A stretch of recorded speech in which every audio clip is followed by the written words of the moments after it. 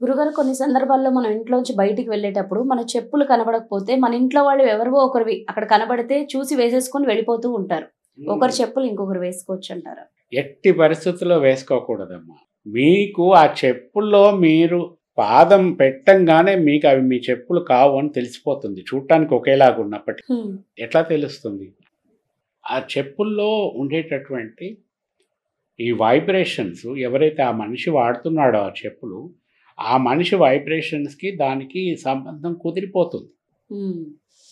మీకు తెలియని కూడా తెలియదు ఈ విషయం. 2 ఒకే రకం చెప్పులు ఇద్దరు వాడుతున్నారనుకోండి, ఒకే సైజు. ఒకరి చెప్పులు ఇంకొకరు వేసుకున్న మరుక్షణం తెలిసిపోతుంది. తేడా ఉంది. ఇది మనది కాదు అని. ఎట్లా తెలుస్తుంది? ఆ వైబ్రేషన్స్ రిపల్స్ అయిపోతుంటాయి.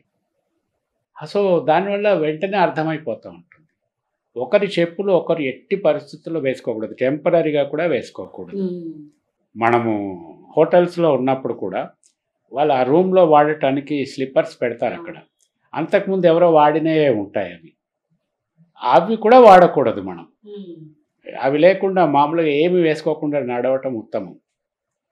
కానీ ఎప్పుడు కూడా ఎవరి చెప్పులు, షూస్ కానీ, పాదరక్షలు అంటే సాక్సులు కానీ, ఇవన్నీ ఒకరు ఎప్పుడూ వేసుకోకూడదు. అది వికటిస్తే మాత్రం చాలా ఘోరమైన ఫలితాలుంటాయి. అందులో సందేహం ఏమీ లేదు. ఒకరి చెప్పులు ఒకరు వేసుకునే దానికంటే అసలు వేసుకోకపోవటం అన్ని విధాలా మంచిది. మరి మనం ఇళ్లల్లో చూస్తాము వాష్‌రూమ్స్‌లో కామన్ స్లిప్పర్స్ ఒకటి పెడతారు. ఇంట్లో ఉండే వాళ్ళందరూ అవే స్లిప్పర్స్ వాడుతూ ఉంటారు వాష్‌రూమ్‌కి. అది కూడా వాడకూడదంటారా? లేదు. ఒక్క క్షణం కూడా ఒకరి స్లిప్పర్స్ ఒకరు వాడటానికి వీల్లేదు. మనం ఇంట్లో ఒక స్లిప్పర్స్ వేసుకొని ఎవరి స్లిప్పర్స్ వాళ్ళు వేసుకొని తిరుగుతూ ఉంటారు.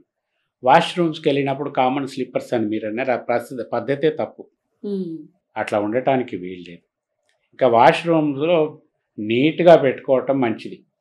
అప్పుడు వాష్‌రూమ్స్‌లో స్లిప్పర్స్ లేకుండా కూడా వెళ్ళొచ్చు. అవును. అందరి ఇళ్లల్లో వాష్‌రూమ్‌లో స్లిప్పర్స్ అందరూ వాడరు. కొందరి ఇళ్లల్లో వాడతారు.